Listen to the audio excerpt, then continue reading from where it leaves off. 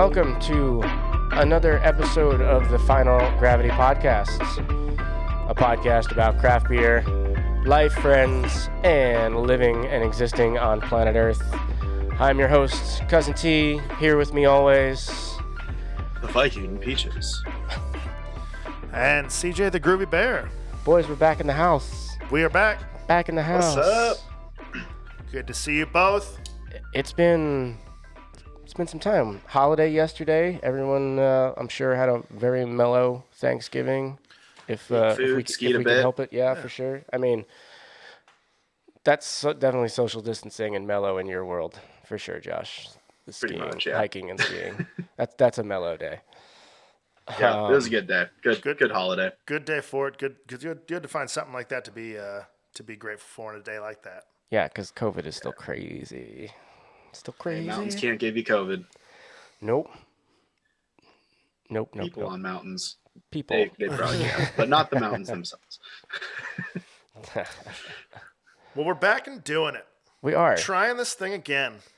It was semi-successful the first time. We made a few million, and we're back at it again. I still have not seen any of this money. What the fuck? I mean, I wouldn't be here if it wasn't for that. I love you both. Licensing fees, Thomas, it just kind of goes. But I don't understand how I do. You got to brand yourself. You know what? Whatever, man. You got to brand yourself better.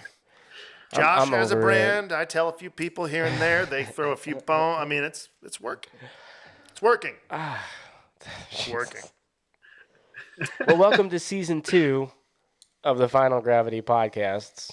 Decided to split some things up. So this is now season 2. Deuces. And, deuces. Shit, yeah, it's been what were we talking about? Like 2.5 months since we recorded last?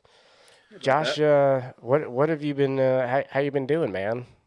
Oh, I was what have you been employed, and now I'm unemployed again, and just been working on my own projects, doing the things, hitting the slopes now that there's snow on the ground, and just trying to keep up with life when 2020 tries to put it all on hold. No shit, man. I'm still trying to convince you to come out here. I'm sure you will as soon as you get shit figured out.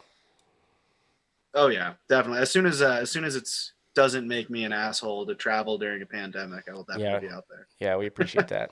Yeah, we'd look real bad if we were talking about, mellow holidays and staying home and wearing masks. And then Josh was like, I'm just going to drive all over the fucking country, stop at all the places. What about you? Pick up some COVID from Idaho and bring it out to Montana for you. Yeah, I got it right here in my ski bag. There's enough people doing that. We don't appreciate the offer. Man, oh man. What about you, CJ? Laying low, working, trying. Still moved into the new house that we're at up here right now doing the recording, which is pretty rad. And, this is a dope spot, dude. Just kind of getting that figured out, and I think everybody's just taking it day by day right now. I can't say I'm doing too much different myself. Still brewing. Still making beer. And drinking it from time to time as well. I unfortunately have not been able to make beer since I moved. It's been since probably like August since I've been able to make beer. And I think I might start going crazy. Yeah, because you moved too, right? You're all work and no play make Jack go something. Not while we're up at the cabin in the woods, bro. Those jokes land too hard to home. Yeah. Too close to home. Yeah. So after some meetings and some talk and some time off, we reformatted. We're back for season 2 now, doing our first tasting, and let's break them out. Let's break them out, boys. What do we got? We got some beers. We got some beers. So this week we went with the Deschutes Jubleale, a seasonal ale out of obviously Deschutes Brewery in Bend, Oregon. Family owned and operated since 1988. Hexagon, Oregon. Right. Damn, and I thought about something from the Fairly Odd Parents, but now I can't remember the intro music. Odd Parents. Odd Parents. Giant Snake, Chocolate Shake, some shit like that. I don't know. That's for my other podcast, which I'll talk about later. Shameless plugs. 65 IBU, 6.7%. Cozy up fireside with this festive winter ale full of spice notes, and a robust malt character of toffee and dusted cacao. An original since 1988. Bottle conditioned for quality. 12-ounce bottle. I like the label. Deschutes packaging has gotten pretty cool. Well, it's very like Tim Burton looking. Like at least the trees. I can see that. Yeah. It's a little Tim Burton looking to me. Let's pour this shit up.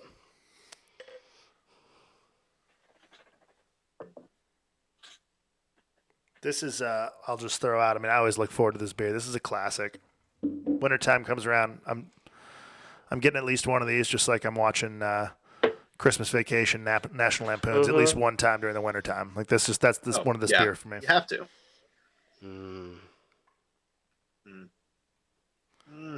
Beer. Beautiful dark amber color. Fucking right. Rich mahogany. A rich mahogany. That smells so good. That does smell good. My beer looks of rich mahogany. Rich mahogany. Super gingery, kind of pie spicy on the nose, like clove, allspice, ginger, orange peel. All the things that you associate with wintertime. It's like being wrapped in a warm blanket of spice. Yeah. And I haven't even sipped it yet. It's just... Oh, yeah. Smells like the holidays, man. Tastes like them, too. Man, that's good. Roasty, nutty. It is more bitter than I remember. I was pretty surprised when you called it 65. It's not like I don't appreciate it. Well, but the bitterness really comes up to meet the spice. Am I wrong in assuming that there is a bit of a change to this recipe each year? I would assume so. It's one of those ones, kind of like Red Chair, where it probably doesn't taste exactly the same every year. Maybe because they're sourcing from a different, like sourcing their hops or something from a different source, or maybe they did actually tweak the malt or hop bill just a little bit. I can't assume it stays exactly the same year to year to year to year that many years in a row, right? Like it's got to change a little bit through the time over time. Yeah, this is they learn, you know. I was just curious. I mean, being a Bend native, if you had a little bit more inside track on if you knew if that was the case or not, but you know, I don't know specifically with this beer, but with a few of their other beers, a handful of their other seasonals, that's always been kind of the case where it changes over the years, and they change it each season just a little bit. So, do you guys I would assume so. Do you guys serve a ton of this at J-Dub? We don't carry Deschutes at J-Dub. Oh, mainly because they're like across the street? Yeah, they're like one block down. So if people want Deschutes, they can go to Deschutes. We try to keep it mixed up a little bit. I do love Deschutes, and we do have a tap handle that looks like a Deschutes tap handle that people very frequently order, but it's not. So. Damn it. So close. I was fooled again. What beers do you have on tap? You list every single beer. You never say Deschutes once. Yeah, I'll take that Deschutes one. That's when you just smile and nod and say, you got it. Sure thing, pal. Sure thing, bud. Jesus. This is super tasty. It's super tasty. Marshmallowy. Yeah. Toffee, nutty. It's robust on that bitterness. Yeah, give me a breakdown, bro. What you got? I mean, I think I've been hollering it out. Pie spice, baked goods, cinnamon toffee. I like the bitterness, but it's the most perplexing thing about it. I don't remember the beer being this bitter last year. But again, I think this goes into the fact that from what my understanding is a Jubleale, and how most people handle seasonals is they do tweak from year to year ever so slightly. It's good. Yeah. It's just... Well, I mean, and as a seasonal too, would it not be like surprising to find that it changes because it's not a beer that they make? Right. Well, that's what I'm saying. I would hope it changes. I hope it changes every season.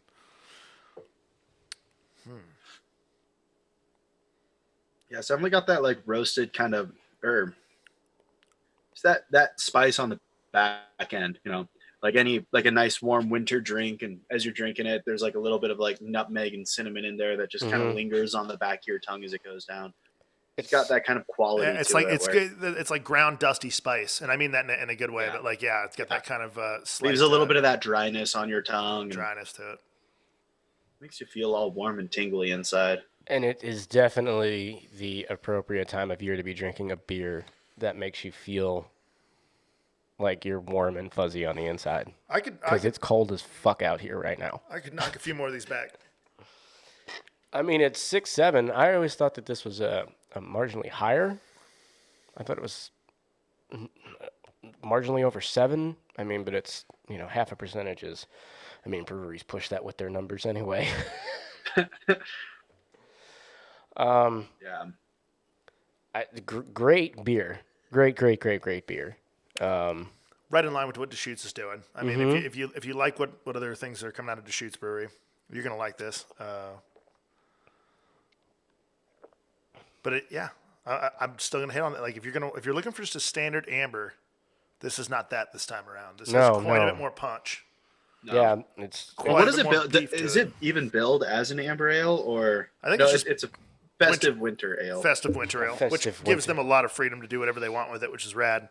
Yeah, but yeah. You just make up a name and just, I will say, we kind of pointed on that dusty kind of like back end feel. They did also on the bottle boast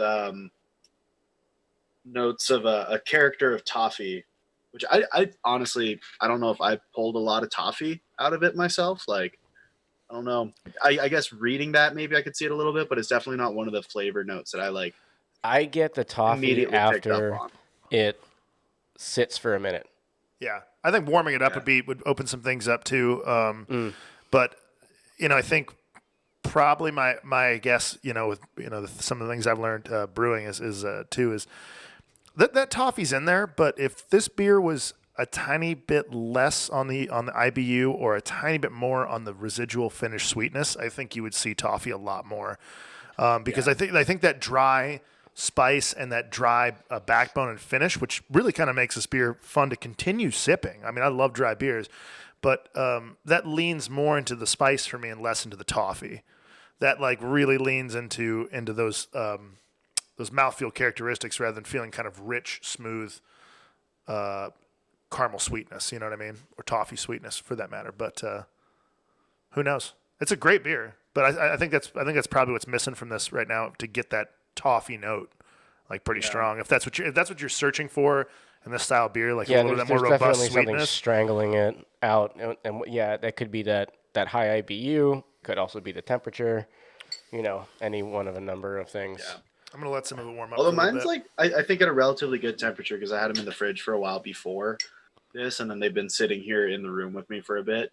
So it's not like an overly cold beer right now. It's kind of just that perfect drinking temperature, in my opinion. Ours is a little cold. I don't think it's necessarily warm enough in this room to warm it up.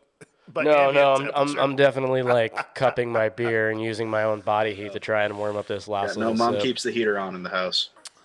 I've had it on most of the day, and I'll plug it a few more times later tonight. You got to be careful with your energy up here out in the sticks. But it's that opens up as it warms up. It does. Yeah.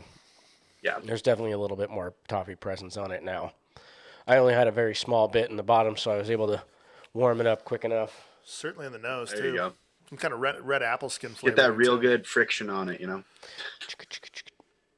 Well, Deschutes Jubleale, pretty tasty, pretty all right. I like this one. This is a good goddamn beer. As always, Deschutes.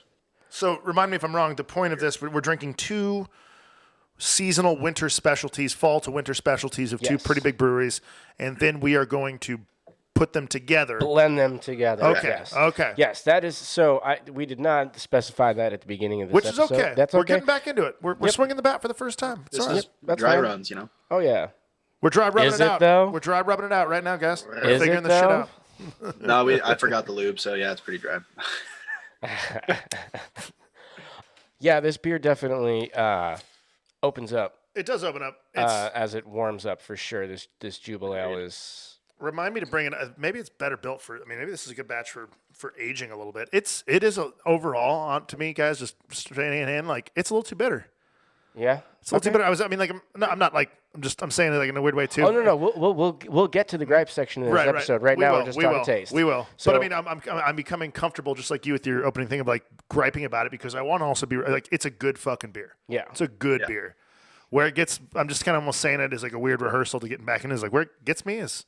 The more I sip it, I'm like, that's closing in on IPA territory for bitterness. And I know we talk about BUs being a big sliding scale between malt, but like It's aggressive to me. Like it's like for the beer that I wanted, I guess. I'm just trying to, again, trying to feel comfortable saying that. Yeah, I think that's maybe where I was struggling to find the toffee notes in it. Is that I don't think of toffee as a bitter thing. Yeah, I think of toffee as sweet and more than sweet, unctuous. Not to interrupt you, but like it's a texture, like custard or like cream. Like for some of these bigger ales, I was kind of expecting for some that. people. Yeah, totally. Yeah. And so once I start getting that bitter hit, like you were saying, I think that just kind of pulls away from that, and I'm expecting more of that toffee in a winter ale. I feel agree. Like maybe I got through this one. Yeah, I think it's not that I am not a fan of the bitterness in it. It is. I enjoy it. A little aggressive for sure. But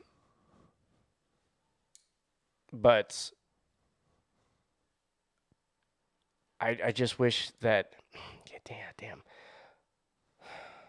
I lost my train of thought. That's all right. I mean, like, funny enough, I pulled up both tasting notes on the beers, not to jade, maybe mostly because I wanted to look in case questions of hopping, ABV, or IBU came up. I'd have something close by, since sometimes I don't like fumbling so much when I got this thing in front of my face. But the tasting notes were spiced toffee and dusty cocoa, which I think we were on to something with that dried spice feel, that very powdery, dusty. We all were kind of playing around that, and so again, tasting is very individual and very based upon perception. But we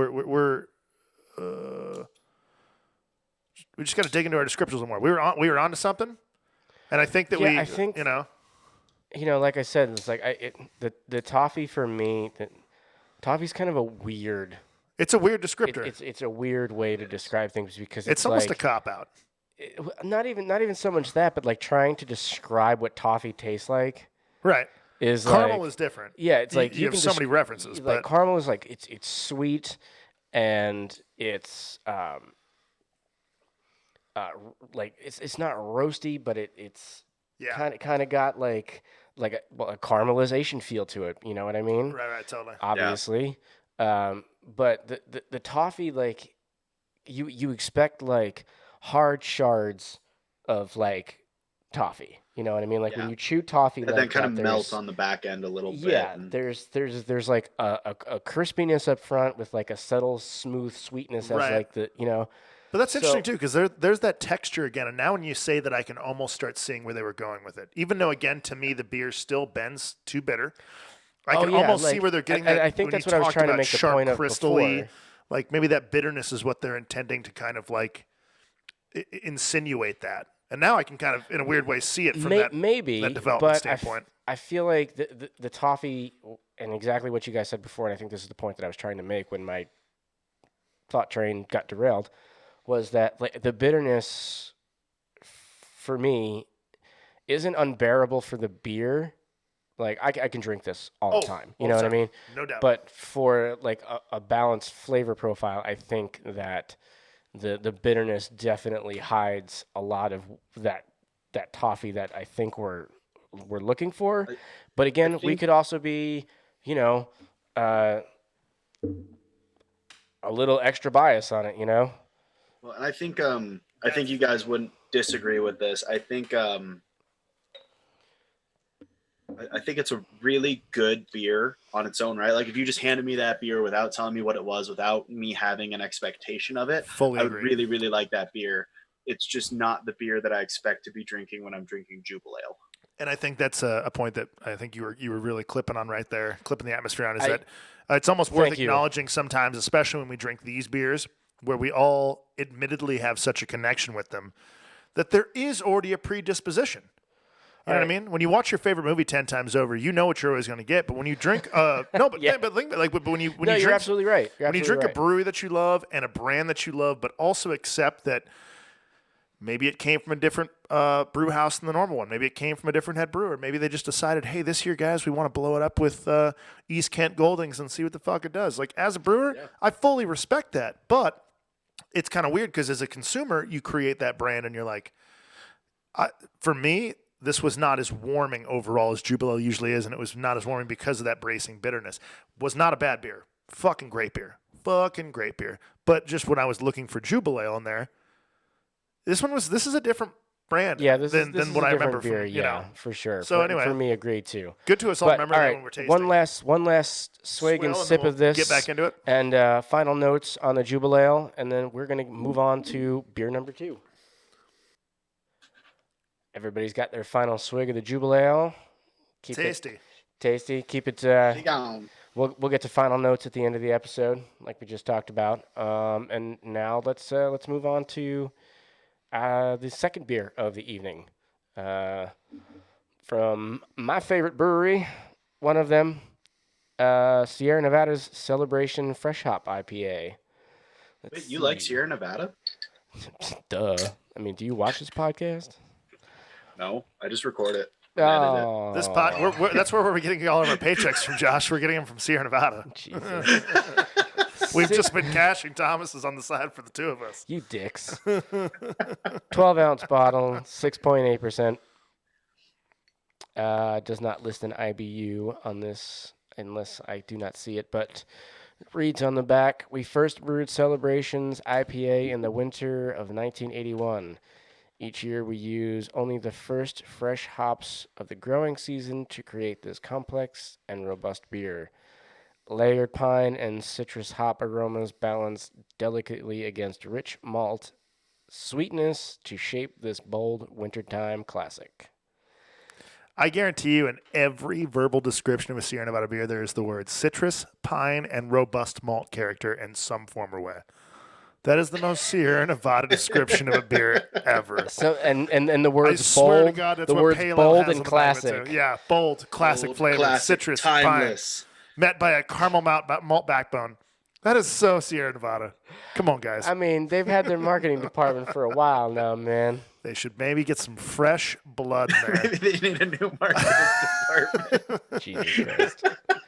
We are not getting a Sierra Nevada sponsorship. Guys, now. if you have been sending checks, honestly, that was a joke, and we haven't been getting them, and we would love to get them. It'd be great. Sierra Nevada, we do love you. We could be your new marketing department. Bring us on. We'll market for you. There's no conflict of interest. All right, there. fuckers, rein it in. This is a completely different looking beer than that last winter lager we just had.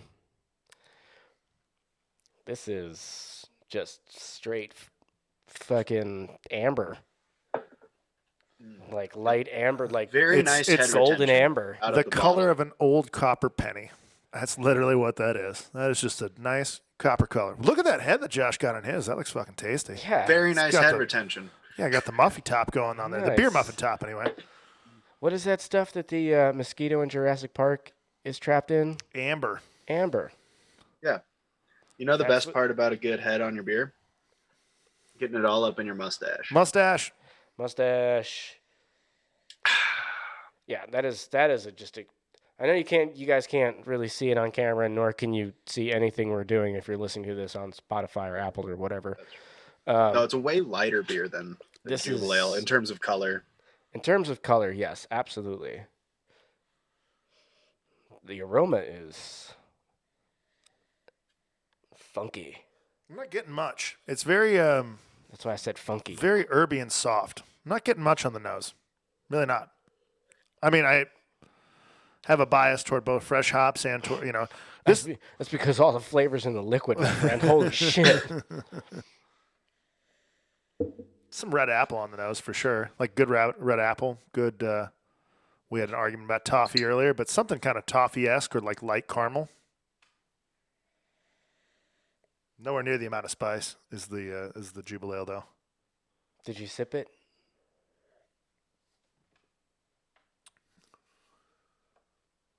It's good. Yeah. Good hops.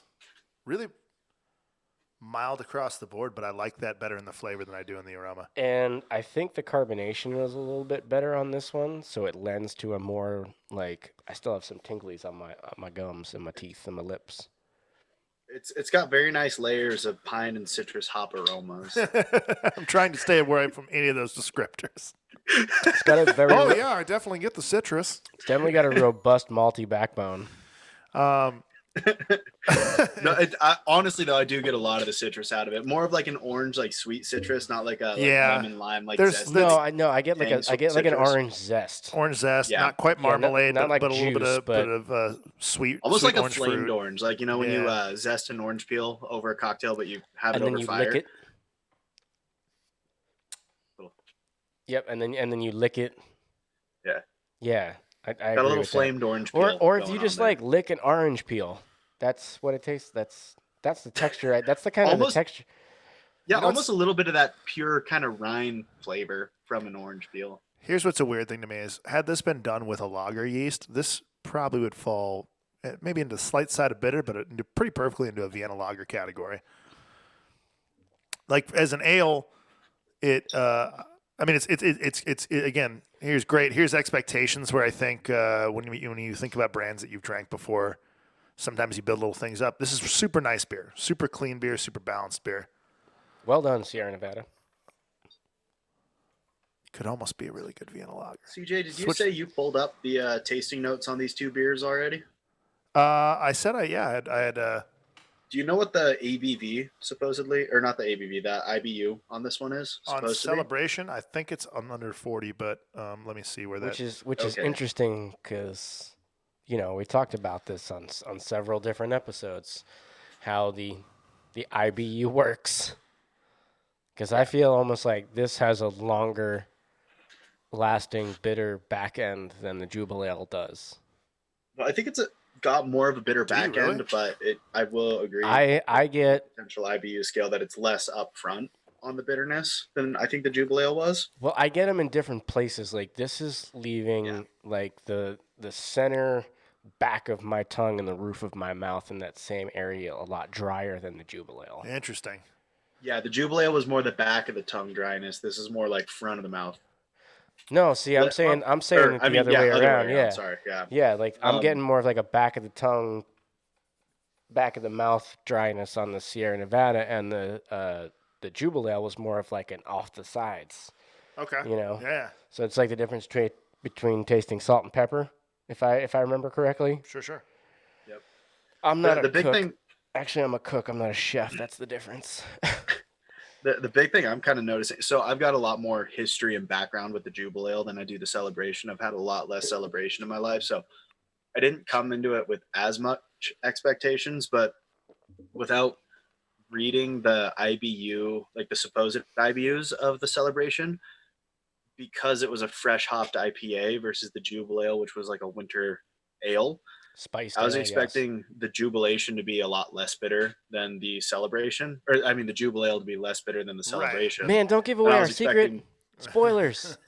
I was expecting more bitterness out of the Celebration than the Jubleale, and like we were saying, the Jubleale was bitterer than we expected, and I was surprised at how not bitter this was on the first sip. This has just got that Sierra Nevada cleanliness to me. It's definitely bitter, but it's that I get classic C hop bitterness. That's it's not.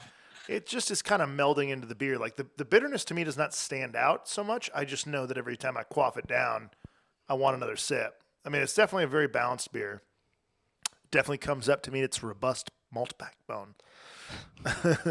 Fucks you in the ass. And obviously we're not blind tasting, so this is a pretty hyperbolic, but it's Sierra Nevada through and through for me. I mean, it's what I've come to expect from that brewery in terms of how it now drinks. that it's like it's sat on my tongue for a little while, I almost want to say like I get like that orange, but it's also got like a little bit of a clove push to it. I can see clove. This is bitter to me the way that herbs can be bitter. Yeah, it's not necessarily herbaceous, but. And I know that this flavor it's not in the beer and it might throw some, but like it's kind of like when you chew on a whole mint leaf. Like right if you get past the menthol and you're just kind of chewing on the seeds and the stems, if you will, that's the kind of bitterness I get from this. I get a very light, very green, and that lends to the fresh hop chlorophyllic bitterness to this beer. But I think with the way that Sierra Nevada tends to build these style beers with a good dosing of crystal malts and things like that, it also it works very nicely, and then you have top notes of that orange and clove again. It's a great beer. It's definitely not as sharp to me, but I see what you're saying about sides of the palate, and bitterness does go through and through. There can be right on the tip of the tongue, all the way to the back of the throat. Phrasing, but it's gonna happen sometimes. There's this flavor I'm getting on the back end of what. While you were talking about that, I've been trying to pick it out. Those stupid little hard candies that you used to get that were all shaped like different little fruits and everything. Runts? Yeah. You mean runts? I don't remember the name of them, but I think there was like the banana strawberry. Runts. Those are runts. Okay, cool. Which we're not trying to be violent about. They're just, it's exciting. I haven't thought about this candy in so long. You will call them runts. No, it took me, because I was getting this note on the back end of my tongue, and I was like, that's banana, but that's definitely not fucking banana flavor. The banana runts. Are you getting banana runts? So are you getting? Is it more of even a texture? Like, are you getting kind of like a chalky texture, if you will, on it, or because I don't get any banana flavor. No, not the texture. Just not like that banana runts taste but like banana. Banana runts don't taste like banana. like paying a lot of attention to like the back end of the tongue, like as it's going down. I just get a lot of flavor that brings that back to me. That's interesting. I always would pick around. I would never eat the banana runts. I didn't like them at all. I couldn't do them. I ate them I love the all. banana ones. Oh, really? Because like when you chew them, they just turn into piles of sugar in your mouth. No, I was an orange runt person. Strawberry runt for sure, but I'm sure there's literally no difference in the taste, but I respect that visual. It'd just be a placebo, but it's that visual acuity of like runt on the back of my tongue. Yellow runts. Sorry, Sierra Nevada, don't send those checks after all. We're tearing you apart now. We're awful people. All right, and on that note, I'm gonna stop the discussion on beer number 2. Seems like you boys have enjoyed that one thoroughly. And let's move on to. I see it, Josh. I see it, and that's a total placebo effect that shouldn't count for anything in my flight, but I totally see it now. It's there. There's the tiniest bit of isoamyl acetate on the back of this beer. Is that what that is? That's absolutely what that is. Is that what that is? We'll nerd on that for a second. That is one of I think like 2 flavor compounds that can cause a slight creamy banana feel. And it is there. And sorry, Sierra, I'm not trying to call you guys out, but it's there. It's fucking there. Green apple runts, that's exactly what you taste. Now we're tasting acetaldehyde. That's acetaldehyde. That would be acetaldehyde. So isoamyl acetate is banana. Is the banana? Yep. Okay. It's definitely there. Well, I mean, that's not a bad thing. It's obviously bringing back great memories and a fun conversation. Yeah. It took me a minute to pick that out, and then like the second I tasted that on the back end of the tongue there, it's there. And I'm not, in no way am I calling a flaw in this beer, because in certain beer styles, that's a great compound, but it definitely has the perception of a little bit of like pureed banana runt. That is a pretty fucking spot on descriptor. I'm not gonna lie. And again, I wouldn't have gotten it unless you said it. But I'm not gonna lie, I'm pretty proud of myself for picking that one out. You picked it up. The nuanced ones, I miss a lot. Sometimes. Wait, do you have the tasting notes up in front of you? And right now, Sierra Nevada's webpage. That's not fair. Swear to God, I do not. Banana ruts. All right, moving on. Okay. Beer number 3, Josh. Spoiled. Is that a word? Nope. Spoiled. It is not. No erd. Spoiled certificated. Yup. He dropped the name, and I don't know if anyone's heard it in the episode so far, but I got. Well, did CJ not ask that earlier, or was that when we weren't recording? I don't know. Cool. Now on to beer 3. Well, combination 2.5. Beer 2.5, I guess. I brought this up to you guys because I had tried it at work. I will not divulge the place that I work. They call it the Jubilation. It is a 45 to 55% mixture of Celebration and Jubleale. It's a matter of you guys trying to figure out which way that goes now.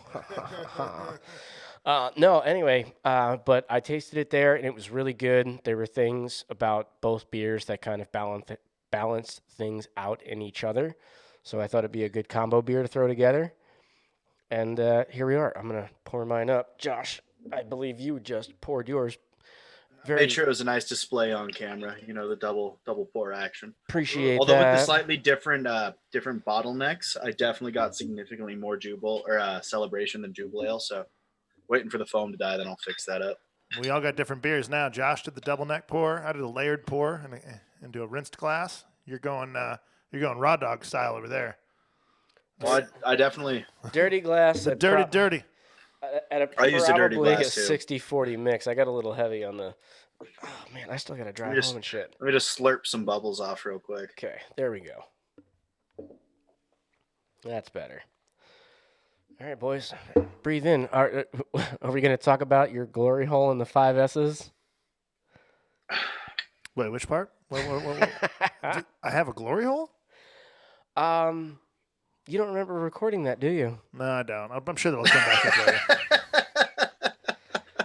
We were discussing our breakdown for how we wanted to do these tasting episodes, and we mentioned the 5 S's from the wine world. Sight, swirl, sniff, sip, swallow. And I can see where this is going. Yeah, yep. I know what joke I made. Yeah. Yep. Yeah, and you mentioned having that written above your own personal glory hole, but you said very softly that you were like, I'm not going to swallow. And, I mean, what's the point if you're not going to complete the job? I mean, okay. Now we have to get into whether or not the job's been completed. Say if the shit came out, things are all right. My customers, very happy. Very happy. And with that, let's move into how this beer smells and tastes. Enough of CJ's glory hole. And I guess you guys are just going to figure out which truck stop it's at if you want really good service. Sanex, I'm at 93. Stalled too. How many Senexes are there on 93 between Eureka just like the ratio of the beer. Missoula. You gotta just put a little effort figure that one out for yourself. Put a little effort in. You know what highway to drive? Now drive it. It's like that scene from Dumb and Dumber. Just like, for a good time, be here on this date at this time. I leaned heavy on my Jubleale blend. Like I went 55 to 45 as best I could measure it in a mason jar. So maybe 60-40. I think I got the perfect blend. Given the varying bottle sizes, it looks like I'm relatively close to 50-50. 50-50. I went Jubleale heavy. I had to trust that one. I think I got a good blend.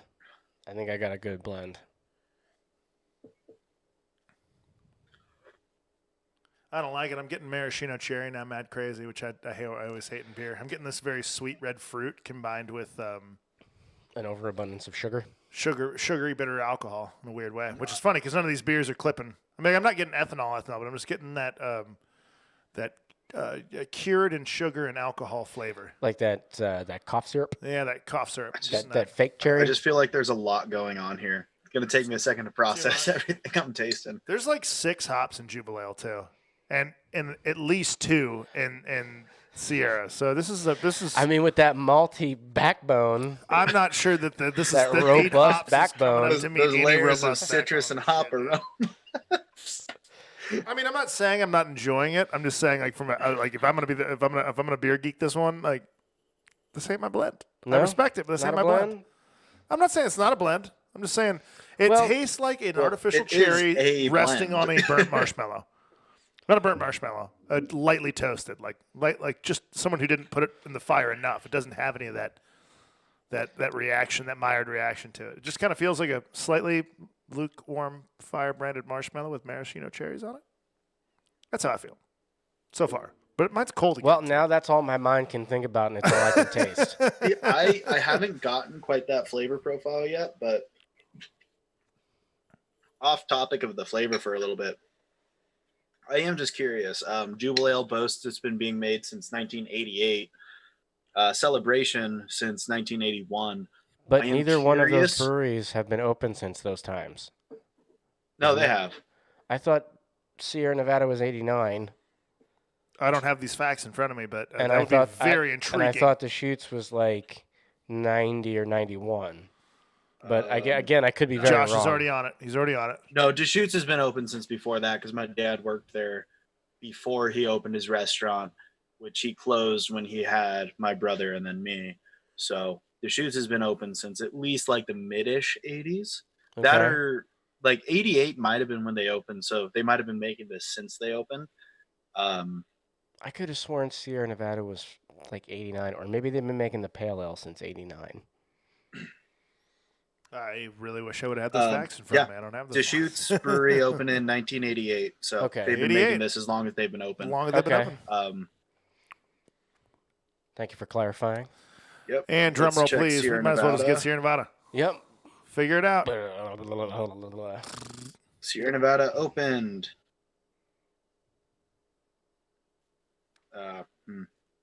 That was wrong. Okay. Internet fail. It gave me Sierra Nevada Ski Resort's opening date for the 2020-2021 season. Which is going to be December 11th. In case our readers, listeners, subscribers need to know that. Sierra Nevada opened in 1980. Oh, right. Okay. So these are long-running brands. Okay. All right. But my mistake. So just knowing those two dates of when they started making these beers, I wonder when the first Jubilation was poured. I don't think it was us.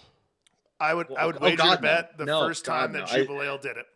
I would wager to bet. There's been beer bars that have been carrying both these things in wintertime for a hot second.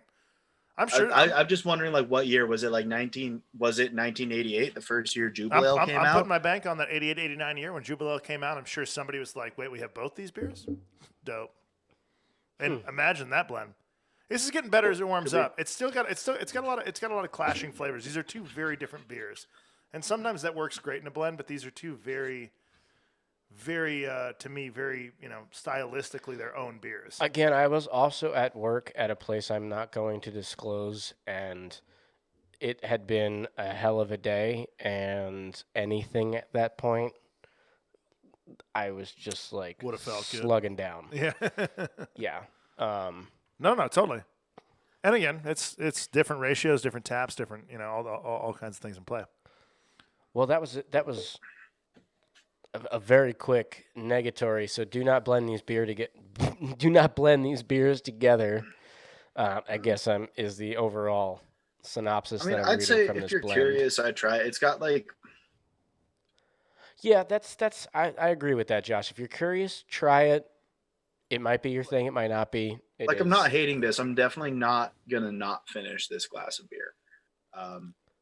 I like it. That being said, no suds left behind, anyways. But that's very true. I like that. I like that little nostalgic throwback, bud.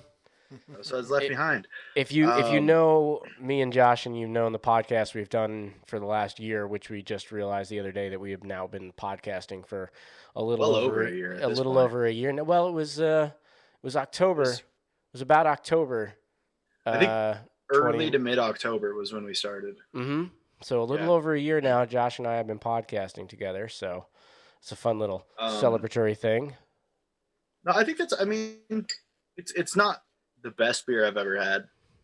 By far, not the worst beer I've ever had. It's a decent little blend. I would rather drink either of the beers separately than the blend, though. Well, then, in that case, let's move on to the final discussion of the evening, and that will be likes, gripes, and final notes. So we'll start with the Jubleale. What did you like about the Jubleale, Josh? I mean, the Jubleale, it's a nostalgic beer for me. I guess to just summarize everything, likes, gripes, and whatnots, I love the Jubleale. It always just reminds me of the holiday season. It has those spices. It has that backbone, that kind of maltiness, and generally what I expect from winter ale. The issue that I had was I feel like this year it felt a little more bitter than it has in the past, and maybe my palate has changed since the last time I drank it. I'm more than willing to admit that that's fully a possibility too, because your palate changes over time. It just doesn't quite taste like the Jubleale that I remember from maybe last year or the year before. I didn't drink as much of it last year as I normally would in a season, but it's a solid winter ale. I wish it was a little less bitter, which would allow that toffee to come out a little more. But overall, still going to drink a lot of it until the red chair comes out. Oh, I can't wait for red. I can't wait for red chair. That was both a hard review and also like hey guys, when's that red chair coming out, dude? I'm ready for it. And ready. your likes, gripes, and final notes on the celebration. Again, I think it's a solid beer. Coming into it with less expectations than the Jubleale, um, I guess I found myself a little less nitpicky about it and a little more available to experience whatever flavors might have been there. But being that it was a fresh hop IPA, but it didn't advertise whatever its IBU was on the bottle itself, I was expecting a little bit more bitterness out of that one, and I didn't get the bitterness out of that as I was expecting, unlike the Jubleale where I was expecting less bitterness but got more bitterness. So there's this kind of weird crossover there between the two. I mean, that being said, like to compare the two overall between which one I liked more, I think if you were to hand me the Jubleale without telling me it was a Jubleale, I would have liked it more than the Celebration. If but in the same just with my circumstance. preconceived notions coming into it, I was not as excited about it as I normally would be, the Jubleale, or just that beer in its own right. Like if you just handed me a blank bottle, I'd been like, I like this beer better. But knowing that it's the Jubleale, it throws my perception off because I'm like, that doesn't taste like the Jubleale that I was expecting. So I like this other beer a little better right now. And we all know how we all feel about the blend. So I will move. I'll move on to CJ and likes grapes and final notes about the Jubleale for you. First of all, I love blending beer. This one didn't come together for me, and that could have been for a number of reasons. But yeah, you know how we feel about the blend. About the two beers, I'm really in line with Josh, and I think how most of us feel in general is that both beers kind of lived up to their brewery name for me, and that they were both very clean. They were both, you know, what they were supposed to be for the seasonality of it. When it comes down to the Jubleale, I'm on the same train, man. That bitterness was too much for me over time. The first sip was really kind of fun and really kind of like, oh. And the more I sipped it, I leaned less into spice or less into malt character, which when I'm drinking that beer in particular, that seasonal winter warmer, if you will, I wanted more warmth and I got more kind of dryness and bitterness. It was still, if I was tasting it blind, fine beer. But my likes about it were still had the heavy spice notes, still had the nostalgic feeling of drinking Jubleale. My gripe was, I don't know whether perception-wise or whether actual calculation-wise, 65 BUs was the necessary total on this one. I mean, I think this beer would have displayed a lot more roundness at, you know, even 50. So, but it's, again, drinking it, either knowing what it is or had somebody just hand me this bottle, like there's nothing wrong with the beer. It's a fine ale, and it does feel good to drink Deschutes Jubleale again because I look forward to that every year. And same question for the Celebration from Sierra Nevada. Yep. Or Nevada, however you fucking pronounce it. This one was, I almost wish we would have gone in different order here. I kind of forgot. I always think of the Celebration as their seasonal winter rotator. Which I got overruled, man. No, I know. We could have gone a different way. I got overruled. That wasn't anybody's. I always forget that Celebration. I told you I wanted to toss the lighter, and you all just like, Jubleale. Well, I forget that I was really excited for Jubleale because I'd only had it once so far this year. And I had it pretty fast and on a hard day, so I didn't really pay too much attention to it. No, it's like eating a sandwich when you're super hungry. It's just like it's just down. I forget that Celebration every year is a fresh hop ale, and that their designing of this beer is to get hops at their freshest, but to make a beer for fall to winter. Mm-hmm. And that's kind of the antithesis of hoppy beers in general in America, right? Like you get the hops, you know, at their best package date, so you can make a beer as fresh as possible now. You know, from a standard IPA perspective, this is much more of a English or traditional style IPA, and it does kind of blend more into a continental style beer, which I'm never Sierra Nevada is known for pale ale and torpedo a lot, which were more classic definitions of early West Coast styles. Robust malty backbone. Still got that robust malty backbone, which it certainly did. Those layers of citrus and hopper, right? Citrus and pine. It's a dank beer. It's a good beer, but it's a brand that I would humbly say I want to see them take it somewhere new now. You know, they've been doing this brand for a long time. And I mean, that doesn't have to change the antithesis of this brand. But I feel that way about Sierra Nevada a lot. I think that they're pioneers in the craft beer industry, and at the same time, I want to see them continue to be pioneers in the craft beer industry. And I think that a couple of their staples. Point do you get stagnant? A couple of their staples, it's time to start saying, well, like, all right, man, we've been using the freshest Cascade in our, you know, like, well, let's do one with the freshest Mosaic just to see what happens. You know what I mean? Do Celebration Mosaic, do Celebration El Dorado or Citra. Not to just always to play in the hands of the big boys, but to just see what those flavors push. You got to diversify your assets, You got to diversify son. that shit. They're both really good. They're both really drinkable. If I was going to reach for another tomorrow, it would be the Jubleale, despite feeling that this year's version is the bitterness is pretty powerful. Overwhelming almost. On that note, on the bitterness, I did just really quickly look up. I didn't go back past 2018, but the 2018 and the 2019 versions of Jubleale were both also supposedly 65 IBU. Interesting. Right. Which I've heard several things about them changing recipes through the years, but I'm sure on the website, for consistency and understandability's sake, they just kind of keep it pretty standard. Probably. You know. So, but I don't know. To me, I just don't remember it being that bitter. But both damn fine beers. And to the blend, and no suds left behind. As far as I'm concerned, there isn't a thing that you guys haven't already said that I can't agree or disagree with at this point. There's no reason for me to add any further. Like you guys pretty much covered all the things that I was going to say about how I felt about each of these beers. I mean, personally for me, if I was going to grab one, I'd probably go for the Sierra Nevada. I mean, yeah, I'm a bit of a Sierra Nevada junkie. You guys both know that. We do. But I think where you're Thanks for getting us those paychecks, Thomas. Yeah, you dickheads.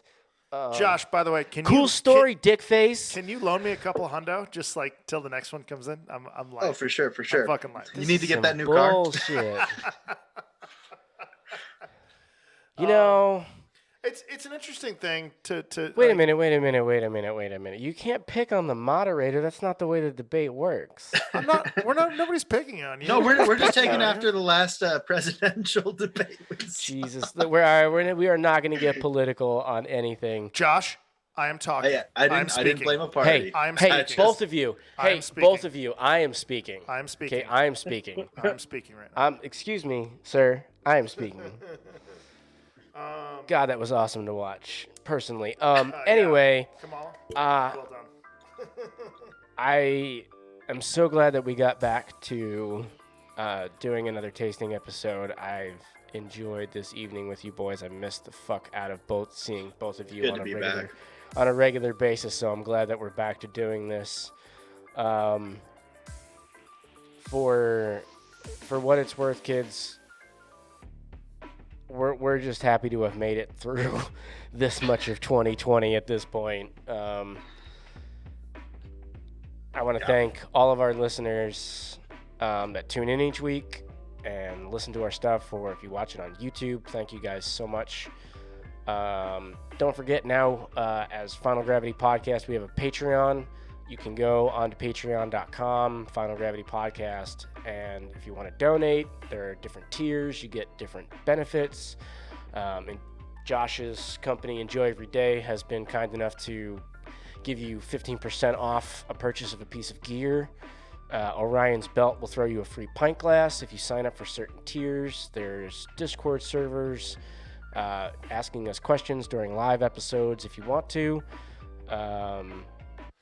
There should be a click button for hugs, and when we're out of COVID-19, depending on your rank, we will fly to your house and we will hug you. I will give you hugs. We will fly to your house and hug you. We will hunt you down and hug you. Josh and T are both professionals and have things to. I will hug you someday. Let's say we were thinking about a Groovy Bear tier, and we couldn't quite. It's like, well, we can't just give away gift cards to the place that he works at, but maybe if we get enough patrons, we can fly you to their houses to give them physical hugs. Let's say within the next Bear 2 years, you will get a hug from Groovy Bear. Put a yes or a no checkbox next to that in case people don't want that. So don't show up to Groovy Bear top tier donors hubs, and I'm like, hey, what's up? And no.